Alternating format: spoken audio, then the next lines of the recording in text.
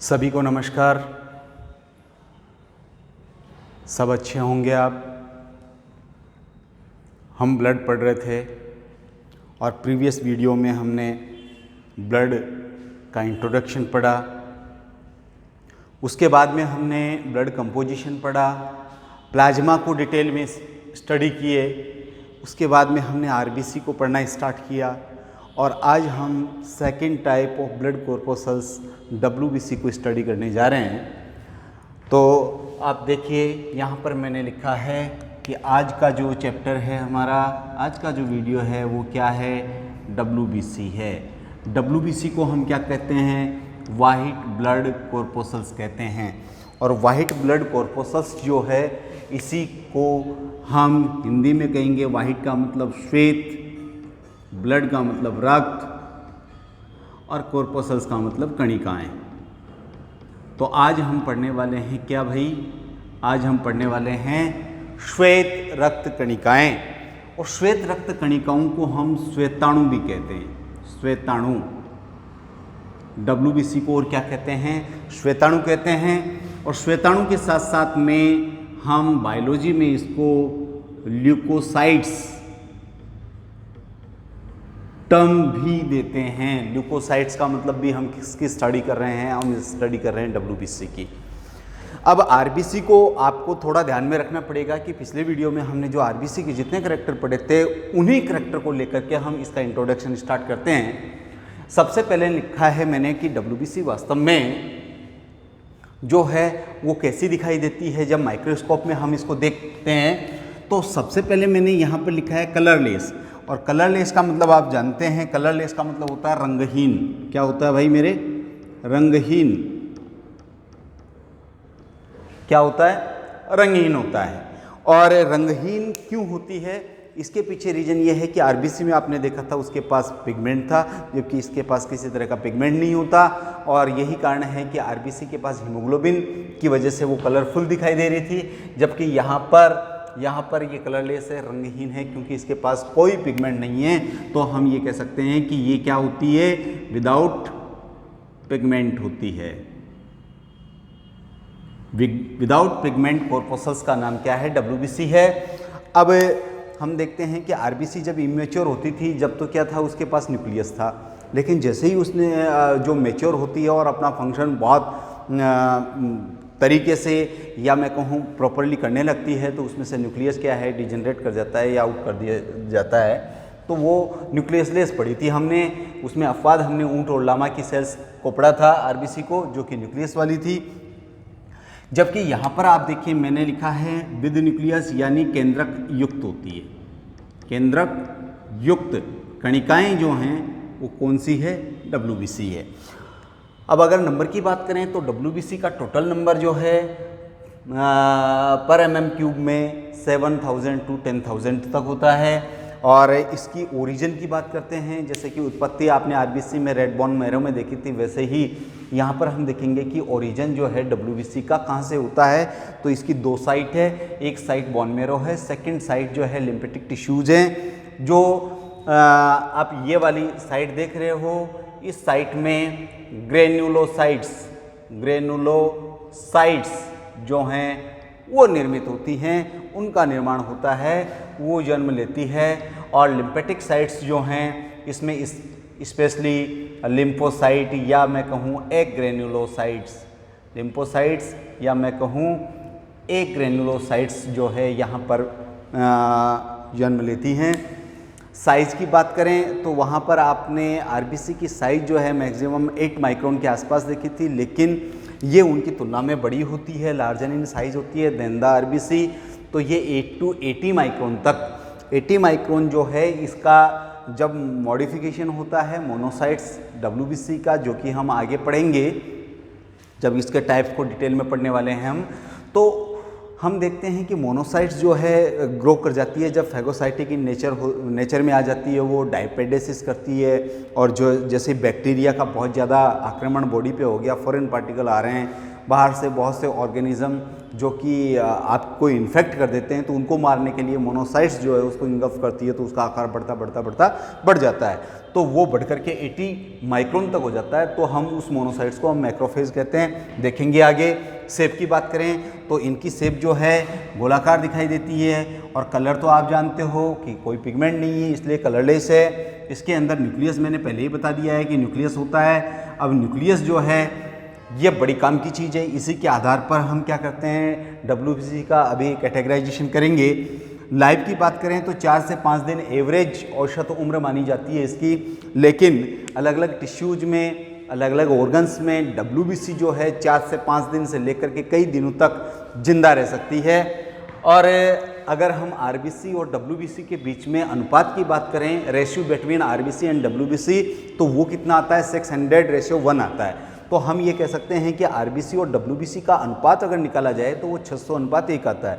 यहाँ 600 कौन है, RBC, और WBC क्या है, 1 है। अगर हम इसका स्पेशल करैक्टर देखें, जैसे कि आपने RBC में स्पेशल करैक्टर उसको हीमोग्लोबिन को देखा था, वैसे ही यहाँ स्पेशल करैक्टर देखें तो आपको स्पेशल करैक्टर के रूप में इसमें मूवमेंट मिलेगा, और जो मूवमेंट है उसको अमीबॉइड मूवमेंट कहते हैं, यानी अमीबीय गति। अमीबीय गति जो है वो क्या है, WBC का अमीबीय गति विशिष्ट लक्षण हैं। ये हमें ध्यान में रखना है कि विशिष्ट लक्षण WBC का क्या है, तो उसे आपको याद रखना है कि अमीबीय जो मोमेंट है, अमीबॉइड मोमेंट है, अमीबीय गति है, वो इसका स्पेशल करैक्टर है। अब जो श्वेत रक्त कणिकाएं हैं, इनके आपने कई नाम देखे, लेकिन एक कॉमन नाम और यूज किया जाता है कि ये हमारे सोल्जर हैं। हमारी बॉडी के अंदर जो सोल्जर का काम करेंगे, जो सुरक्षा का काम करेंगे, जो सुरक्षा प्रहरी का काम करेंगे, जो गार्ड का काम करेंगे, जो पुलिस का काम करेंगे, वो कौन है, WBC है। अब इन WBC की बात करें तो WBC को हम डिवाइड करते हैं। WBC एक तरह की नहीं होती, इनकी साइज, शेप, फंक्शन के आधार पर ये कई प्रकार की होती हैं। तो WBC को हम बांटते हैं 2 कैटेगरी में। पहली कैटेगरी आप देख पा रहे हैं कौन सी है, ग्रेनुलोसाइट्स हैं, और दूसरे प्रकार की कैटेगरी जो है वो एग ग्रेनुलोसाइट्स हैं। लेकिन यहाँ पर जो ग्रेनुलोसाइट्स और एग ग्रेनुलोसाइट्स मैंने डिवाइड किया, जो हम कहें कि WBC को हमने 2 तरह से विभाजित किया, तो इसका आधार क्या है। तो इसका आधार देखते हैं हम पहले कि क्या वो आधार है जिसकी वजह से हम WBC को क्या है, कैटेगराइज कर सकते हैं। उसके टाइप्स पढ़ते हैं तो उसका बेस क्या है, तो बेस पढ़ते हैं हम। तो बेस में देखिए आपको एक तो देखना है उसके साइटोप्लाज्म। साइटोप्लाज्म का मतलब आप जानते हैं, कोशिका द्रव्य को देखना है, कोशिका द्रव्य को। अब कोशिका द्रव्य को देखने के लिए आप क्या करेंगे, कोशिका द्रव्य को देखोगे तो उसके अंदर ग्रेन्यूल्स इसको बोलते हैं कणिकाएं, यानी छोटे छोटे पार्टिकल्स, कणिकाएं उपस्थित हैं या अनुपस्थित हैं। इस बेस के ऊपर हम एक तो RBC को उसके टाइप्स में डिवाइड करते हैं। तो एक तो हमने साइटोप्लाज्म देख लिया, दूसरा हम देखते हैं कि और किस आधार पे करें। मान लीजिए कि ग्रेन्यूल्स दिखाई दे दी, तो इन ग्रेन्यूल्स को भी RBC को पहचानने के लिए हमें इन कणिकाओं का भी ध्यान रखना पड़ेगा। और ये जो कणिकाएं हैं इनको हम स्टेन करते हैं, और स्टेन का मतलब अभिरंजन होता है, और अभिरंजन से तात्पर्य यहाँ ये है कि WBC के अंदर जो कोशिका द्रव्य है उसके अंदर मिलने वाली जो कणिकाएं हैं उनको हम किस अभिरंजक से अभिरंजित करें, एसिडिक से करें या बेसिक से करें या दोनों से करें, अर्थात अम्लीय रंजकों से वो अभिरंजित होती हैं या क्षारीय अभिरंजकों से अभिरंजित होती है, यानी दोनों प्रकार की डाइज से वो अभिरंजित हो जाती है। इसके आधार पर हम ग्रेनुलोसाइट्स को भी क्या करते हैं, ग्रेनुलोसाइट्स को भी डिवाइड करते हैं। जब भी तो मैंने ग्रेनुलोसाइट्स को 3 तरह से डिवाइड किया है। अब हम तीसरा कारण देखते हैं कि वो तीसरा कारण कौन सा है जिसकी वजह से हम आरबीसी के प्रकार पढ़ते हैं। तो तीसरा कारण है साइटोप्लाज्म में सभी चीज़ों का कंट्रोल करने वाला एक कोशिकांग होता है, सबसे बड़ा जो कंट्रोलर ऑफ सेल होता है, जिसे आप केंद्रक कहते हैं। तो केंद्रक की जो अपीयरेंस है, जो उसकी स्ट्रक्चर है, उसको देखते हैं, उसकी संरचना को देखते हैं। वो छोटा है, बड़ा है। अब संरचना में क्या देखेंगे कि वो या तो लोब्ड होगा, लोब्ड का मतलब पाली युक्त होगा, पाली युक्त, या तो पाली युक्त होगा या फिर स्मॉल होगा या फिर लार्ज होगा। यानी ये भी बड़ा होगा लेकिन इसकी तुलना में कम बड़ा होगा। और लार्ज साइज है या स्मॉल साइज है, इनकी शेप कैसी है। तो ये कुछ पैरामीटर्स हैं जिनके आधार पर हम WBC को क्या करते हैं, विभाजित करते हैं। तो आपने ये देख लिया है कि भाई WBC को हमने 2 पार्ट्स में डिवाइड किया है। और वो क्यों किया है, क्योंकि हमने इन चीज़ों को देखा है।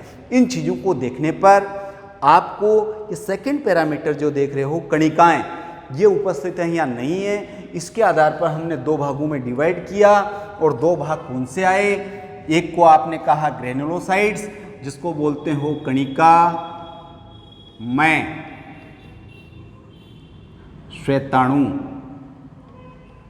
और एक मैंने इधर लिखा है एग्रेनुलोसाइट्स, इसे हम कहेंगे अकणिका युक्त श्वेताणु। तो इसका मतलब आप समझ गए कि जो अकणिका युक्त श्वेताणु होंगे, ये कणिका कहाँ मिलती है, ये कोशिका द्रव में मिलती है। तो ऐसी WBC जिनके कोशिका द्रव में कणिका नहीं मिलती, उनको हम एग्रेनुलोसाइट्स की श्रेणी में रखते हैं। और दूसरी तरफ जिन WBC के साइटोप्लाज्म में ग्रेन्यूल्स यानी कणिकाएं होती हैं, उनको हम कणिका में श्वेताणु कहते हैं। दूसरा, मैंने ये दोनों पैरामीटर हमने ले लिए। तीसरा पैरामीटर हम देखते हैं कि न्यूक्लियस जो है वो लोब्ड है या फिर स्मॉल और लार्ज साइज सिंगल है। इसको और क्या कहेंगे, शेप में कैसा है, और ये स्मॉल और लार्ज साइज में कैसा होता है, सिंगल। एक यूनिट में नहीं होता है, इसमें लोब्ड होता है, इसमें सिंगल होता है।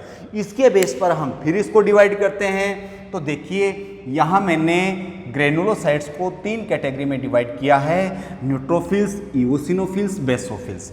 तो जो न्यूट्रोफिल्स, इओसिनोफिल्स, बेसोफिल्स हैं, ये कणिका में हैं, लेकिन इसके साथ साथ में इनके अंदर जो न्यूक्लियस मिलेगा वो कैसा मिलेगा, लोब्ड मिलेगा। लोब्ड का मतलब पाली युक्त मिलेगा। इसलिए जो ये ग्रेनुलोसाइट्स हैं, इनको हम एक और नाम देते हैं, और वो एक और नाम क्या है, पॉलीमॉर्फो न्यूक्लियर WBC। इसका मतलब हो गया बहुरूपी केंद्रक युक्त श्वेताणु। हिंदी में क्या कहेंगे इसको, बहुरूपी केंद्रकी श्वेताणु। यानी ये जो बहुरूप जो मैंने शब्द इस्तेमाल करूंगा, वो किसके लिए करूंगा, वो मैं करूंगा ग्रेनुलोसाइट्स के साइटोप्लाज्म में मिलने वाले न्यूक्लियस के बारे में।